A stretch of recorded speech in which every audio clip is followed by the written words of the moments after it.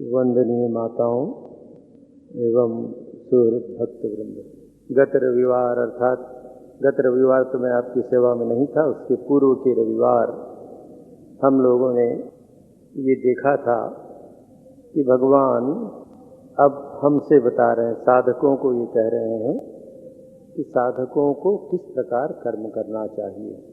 यहाँ हम पुनः स्मरण रखें, तृतीय अध्याय कर्मयोग कहा जाता है और तृतीय अध्याय में जो बातें कही गई हैं वो जीवन के परम सत्य के विषय में है।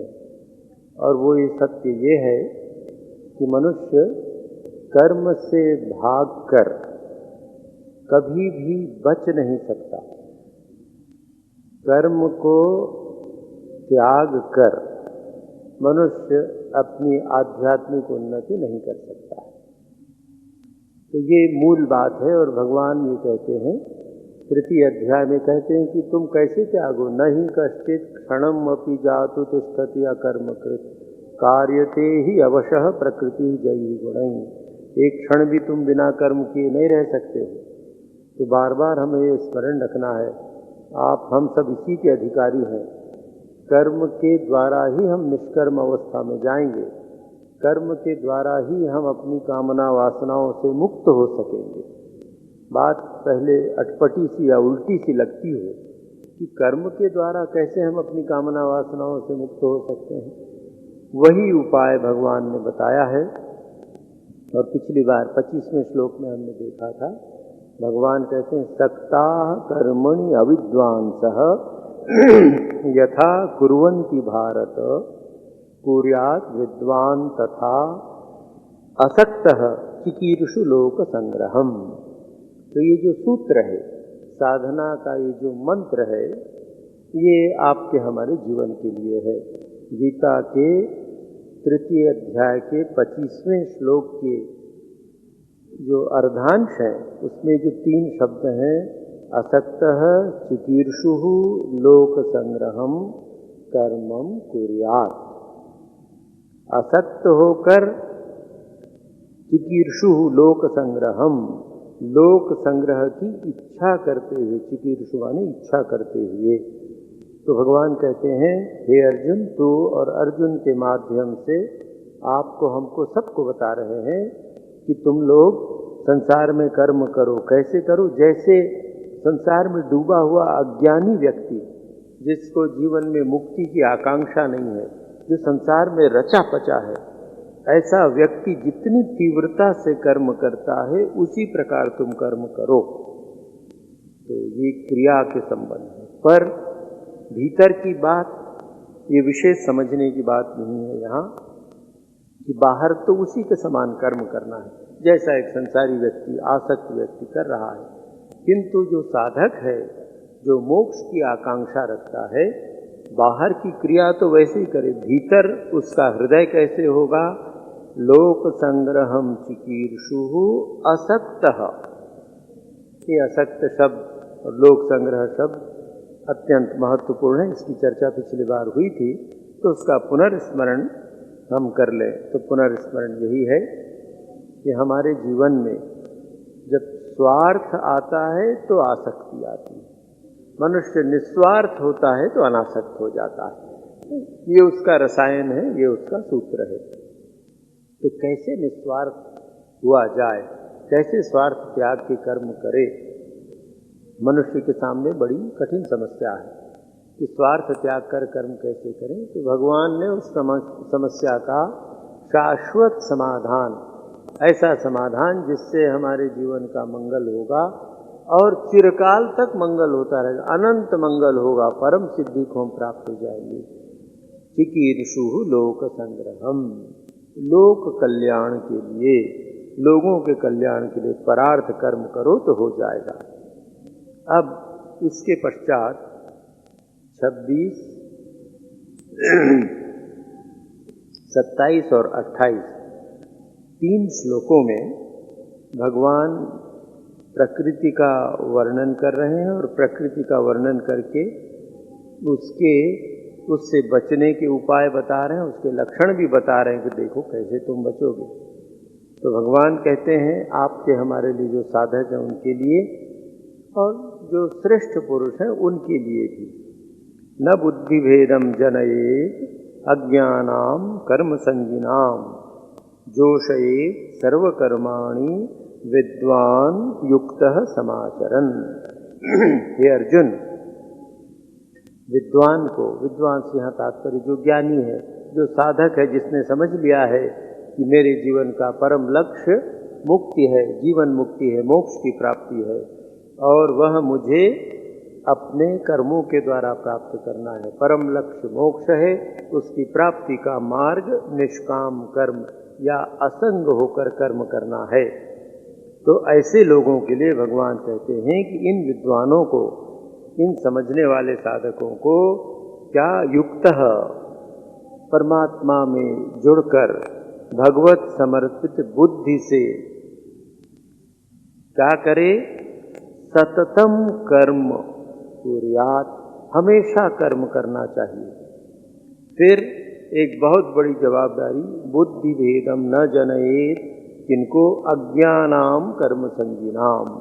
भगवान कहते हैं देखो तुम्हारा क्या कर्तव्य है, जो साधक हैं, जो अर्जुन के समान आप हम सब साधक हैं, तो हमारा बहुत बड़ा एक कर्तव्य है जिसकी ओर भगवान इंगित कर रहे हैं, जिसके न करने से हम भी लक्ष्य से च्युत हो जाएंगे और हमें देखकर जो संसार में कर्म करना चाहते हैं वे बेचारे भी लक्ष्य भ्रष्ट हो जाएंगे, तो उसका दोष भी हमको लगेगा, पुराण की भाषा में उसका पाप भी हमको लगेगा।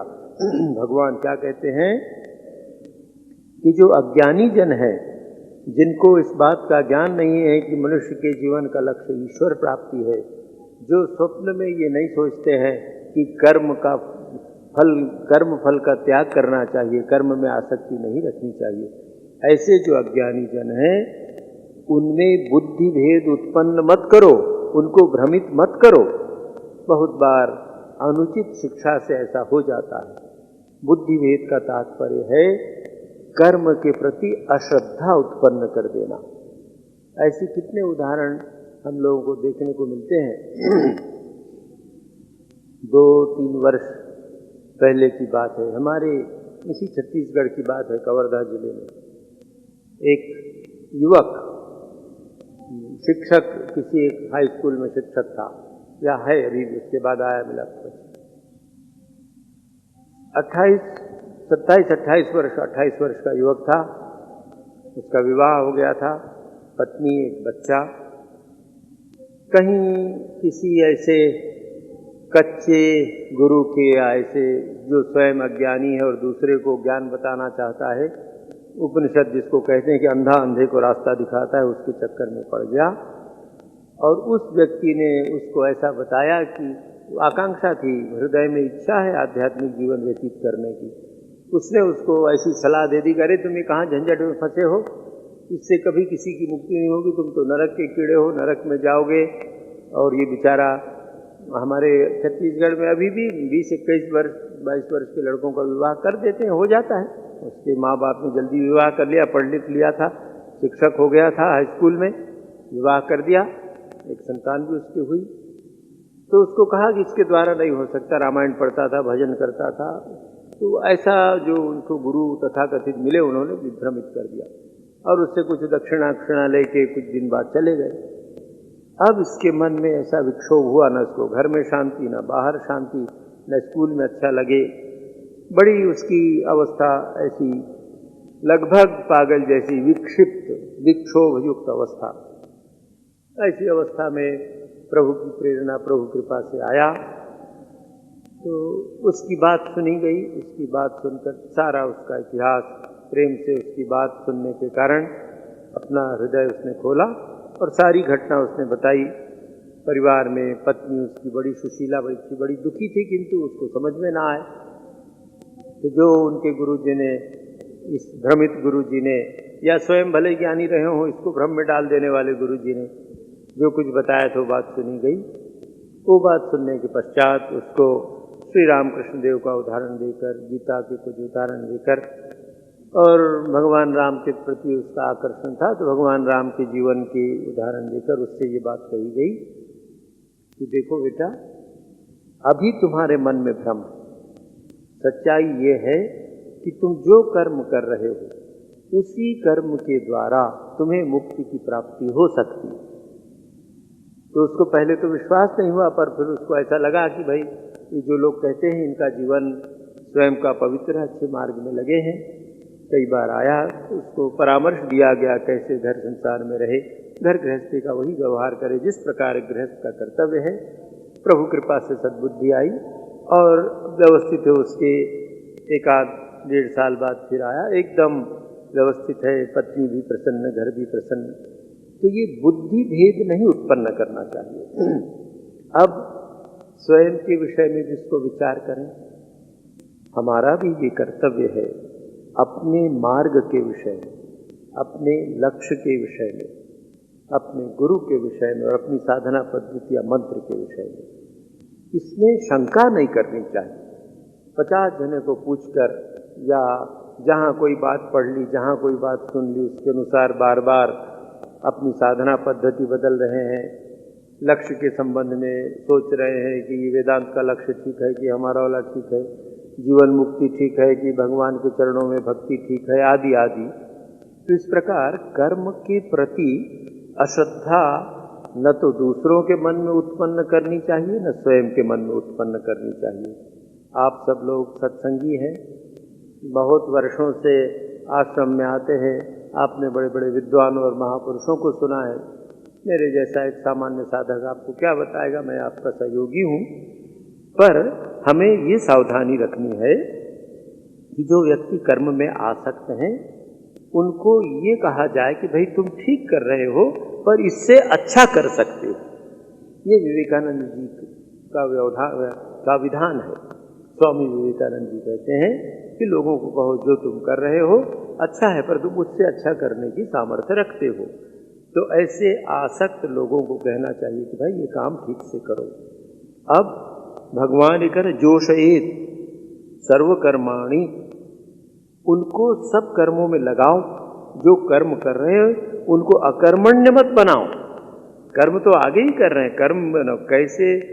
विद्वान युक्त समाचरण जोशयेत, ये आपके हमारे लिए भगवान का आदेश है। भगवान कहते हैं तुम कैसे कर्म करो? युक्त होकर। और युक्त होना गीता की भाषा में स्थित प्रज्ञ या भगवान के लिए भगवत समर्पित बुद्धि से कर्म करना, या फिर एकदम असंग होकर फल की आशा त्याग कर कर्म के प्रति भी आसक्ति न होकर निष्काम भाव से कर्म करना, ये युक्त होना है। आपके हमारे लिए सरल उपाय, सरल शब्दों में युक्त होना माने भगवत समर्पित बुद्धि से कर्म करना।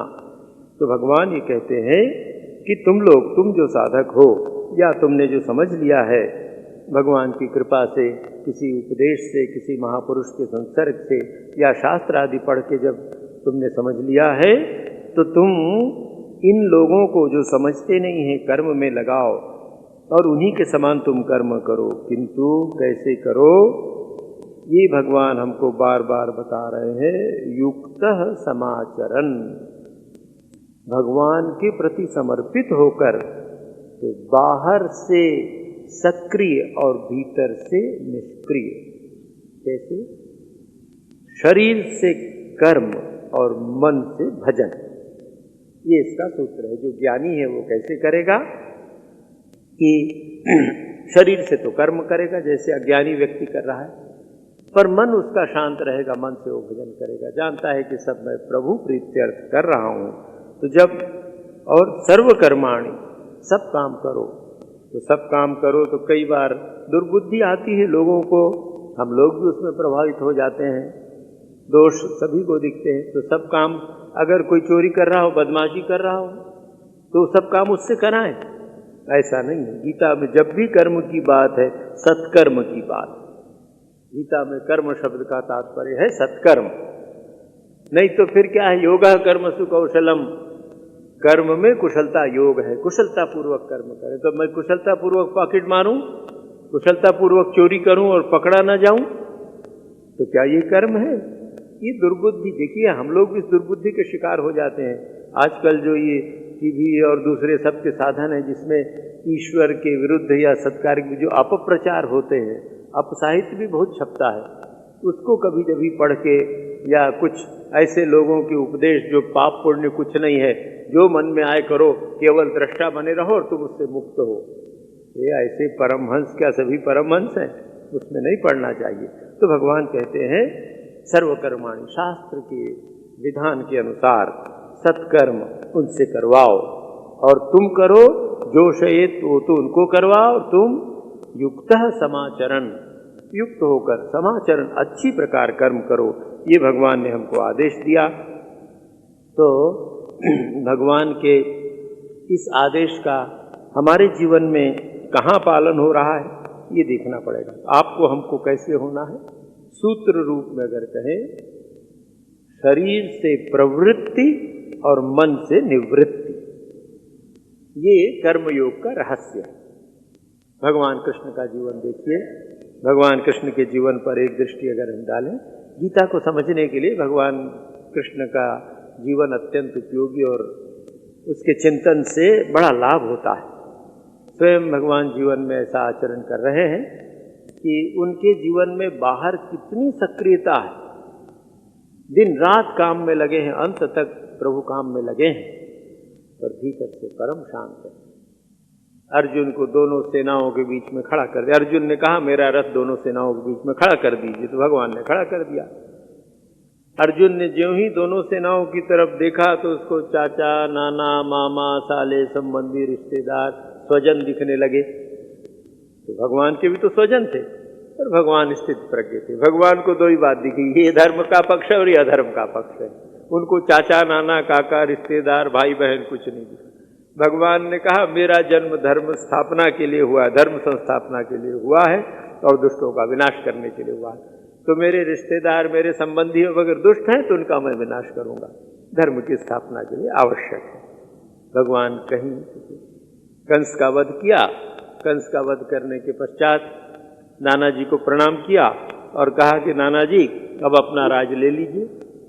नियम तो ये था कि दोनों भाइयों ने, राम और कृष्ण, बलराम जी और कृष्ण, ये दोनों ने कंस और उसके राक्षस साथियों का वध किया था, तो जीत उनकी हुई थी, राज्य उनका था। पर कहीं कोई आकांक्षा नहीं। कहा नाना जी मामा ने आपको बंद कर दिया था जेल में, जो अनुचित था, और मामा को सुधारना संभव नहीं था, इसलिए मैंने उसको मुक्ति दे दी। अब आपका राज आप लीजिए, और अपने चले गए गुरु के यहाँ, संदीपनी के यहाँ पढ़ने के लिए आ गए। तो देखिए कैसे असंग है। कहीं भी पांडवों को सब प्रकार उन्होंने सहायता दी। सहायता के पश्चात क्या फल दिया? कोई फल नहीं कि भाई तुम आनंद में रहो, नमस्कार, हम तो चले द्वारका। तो असंग होकर कर्म करने की जो बात है भगवान कृष्ण के जीवन में, ऐसी असंगता जो दिखती है, ये असंगता के साथ साथ ठीक कर्म कर रहे हैं तो शरीर से प्रवृत्ति और मन से निवृत्ति। अब भगवान हमको बता रहे हैं 27वें, 28वें और 29वें श्लोक में भगवान कहते हैं देखो, एक बहुत बड़ी भूल जो मनुष्य से होती है, तुम लोगों से होती, जिसके कारण तुम बंधन में पड़े हो, वो क्या है? प्रकृते क्रियमाणानि गुणैः कर्माणि सर्वशः अहंकार विमूढ़ात्मा कर्ता अहमिति मन्यते। भगवान कहते हैं हे अर्जुन सुन, संसार के सभी कर्म, बाहर और भीतर के, मनुष्य के भी और संसार के भी सभी कर्म, जो बाहर दिख रहा है वो, और जो हमारे भीतर कर्म चल रहे हैं वो सभी प्रकृते क्रियमाणानि, प्रकृति के द्वारा ही ये सब कर्म किए जा रहे हैं, या प्रकृति से ही ये सब कर्म हो रहे हैं। किंतु अहंकार विमूढ़ात्मा अहम कर्ता इति मन्यते। पर मूढ़ बुद्धि व्यक्ति, अविद्वान या जो मोहित व्यक्ति, मूढ़ व्यक्ति है, अहंकार के कारण मैं करता हूं, मैं सब कर रहा हूं, ऐसा समझता है। आइए इस पर थोड़ा विचार करें, क्योंकि ये आपके हमारे लिए आवश्यक है, और जीवन में सबके सामने समस्या आती है। तो इस पर थोड़ा साधना की दृष्टि से विचार करके देखें। आपसे बार बार ये निवेदन किया जाता है, ये सारी चर्चा का एकमात्र उद्देश्य है कि हम व्यक्तिगत जीवन में साधना के द्वारा परिवर्तन ला सकें, हमारी चेतना में परिवर्तन हो और जीवन में आचरण के द्वारा अपने व्यक्तित्व का हम विकास कर सकें। तो भगवान क्या कहते हैं कि हे अर्जुन, सब कर्म प्रकृति के गुणों से होते हैं। प्रकृति क्रियमाण, प्रकृति शब्द से आप सभी लोग परिचित हैं। हमारे शास्त्रों में विशेषकर भारतीय दर्शन के जो विभिन्न दर्शन हैं उसमें सांख्य दर्शन एक दर्शन है। उस सांख्य दर्शन में पुरुष और प्रकृति इसका वर्णन है। तो सांख्य दर्शन के अनुसार पुरुष और प्रकृति दो तत्व है, अलग अलग है। प्रकृति एक शक्ति है और पुरुष एक शक्ति है। यहाँ मूल बात ये स्मरण रखें, गीता में प्रकृति और पुरुष का ये भेद स्वीकार नहीं किया गया है। गीता में जो प्रकृति है वह प्रकृति भगवान की शक्ति है, भगवान के अधीन है। सांख्य दर्शन में प्रकृति स्वतंत्र है, पुरुष का उस पर अधिकार नहीं है। प्रकृति अलग है, पुरुष अलग है। किंतु गीता में प्रकृति भगवान के अधीन है, भगवान की माया शक्ति है। और इसी रूप में जब हम इसको देखेंगे तभी ये बात हमको ठीक ठीक समझ में आएगी। प्रकृति के विषय में प्रकृति प्रधानम सत्वरज तमसाम गुणानाम साम्यावस्था, भगवान शंकराचार्य अपने गीता भाष्य में ये कहते हैं कि प्रकृति क्या है। वो कहते हैं कि प्रकृति या प्रधान, प्रकृति का ही एक नाम है, ये सत्व रज और तम की साम्य अवस्था। जब प्रलय होता है तो प्रलय में सत्व रज और तम सम अवस्था में रहते हैं, कोई उनमें कंपन नहीं होता है, कोई हलचल नहीं होती है, तो वो प्रकृति की अवस्था है। अब इसकी ओर व्याख्या कहते हुए आनंद गिरी उन्होंने भगवान शंकराचार्य की टीका पर और भाष्य लिखा, टीका लिखी उनके भाष्य पर। वो क्या कहते हैं, प्रधान शब्देन माया शक्ति ही उच्यते, आनंद गिरी ये कहते हैं। और ये सूत्र हमें पकड़ना है, क्योंकि प्रकृति सब कर्म करती है। इसको समझने के लिए प्रकृति के संबंध में हम जान जाएं। 14वें अध्याय में इसका विशद वर्णन है। आप सब जानते हैं, आपने सुना है कि प्रकृति में सत्व रज और तम ये तीन गुण हैं। ये सारा विश्व ब्रह्मांड जो हमें दिखता है इन तीन गुणों से ही बना है। इसको वेदांत के अनुसार प्रकृति को माया शक्ति कहते हैं। भगवान की दो शक्तियां हैं, एक तो ज्ञान शक्ति, जब भगवान या ब्रह्म अकर्ता है, जब कुछ कर्म नहीं करता है तो निष्क्रिय है। जब भगवान सृष्टि की रचना करते हैं, करना चाहते हैं, तो वो प्रकृति का आश्रय लेकर या माया शक्ति का आश्रय लेकर इस पृथ्वी की रचना करते हैं, संसार की ब्रह्मांड की रचना करते हैं, जिसमें हमारी पृथ्वी भी है। तो प्रकृति ने जैसे वृक्ष बनाए हैं, प्रकृति ने पशु पक्षी आदि बनाए हैं, और ये ईंट पत्थर जल आदि सब प्रकृति, उसी प्रकार हमारी रचना भी प्रकृति से ही हुई है। हमारा व्यक्तित्व, हमारे व्यक्तित्व का दो पक्ष, ये जड़ और आत्मा, चित जड़ ग्रंथि इसको कहते हैं। तो आत्मा की रचना प्रकृति ने नहीं की है, वो प्रकृति से भिन्न है। किंतु उससे भिन्न हमारा शरीर, हमारा मन, हमारी बुद्धि, हमारा चित्त, ये सब प्रकृति से बना है। प्रकृति ने ही इसका निर्माण किया है। प्रकृति में क्योंकि तीन गुण हैं, सत्व रज और तम, इसीलिए हमारे व्यक्तित्व में ये तीन गुण हैं, कम अधिक हैं। किसी में सत्व प्रधान, किसी में रज प्रधान, किसी में तम प्रधान, और उसका भी तारतम्य होता रहता है। एक ही व्यक्ति में कभी रजोगुण प्रधान है, तो कभी तमोगुण प्रधान है, तो कभी सत्वगुण प्रधान है, मिश्रित हैं एक दूसरे से, ऐसे होते हैं कम अधिक। तो हमारी प्रकृति भी इन्हीं तीन गुणों से बनी हुई है। तो ये प्रकृति ही सब कर्म कर रही है, ऐसा भगवान कहते हैं। भगवान क्या कहते हैं कि हे अर्जुन सुन, कर्माणि सर्वशः प्रकृते गुणैः क्रियमाणि, सभी कर्म प्रकृति के गुणों के कारण ही हो रहे हैं। पर अहंकार विमूढ़ आत्मा अहम कर्ता इति मन्यते, अहंकार से मूढ़ व्यक्ति स्वयं समझता। कैसे प्रकृति सब कर रही है। जिस दिन हम माँ के गर्भ में आए तो वहाँ जो हमारा विकास हुआ प्रकृति की प्रक्रिया से हुआ, हमारा जन्म हुआ प्रकृति की प्रक्रिया से हुआ, हम बढ़े धीरे धीरे प्रकृति की प्रक्रिया से हुआ। उस बढ़ने में हमारा कोई योगदान नहीं है।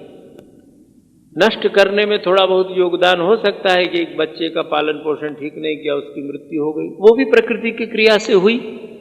ठीक से पालन पोषण होता तो बच्चा अच्छी तरह बढ़ता बड़ा होता, पर ठीक से पालन पोषण नहीं हुआ तो प्रकृति के नियमों के अनुसार उसका क्षय हुआ, उसका विनाश हुआ। तो प्रकृति ने हमें बड़ा किया, बनाया।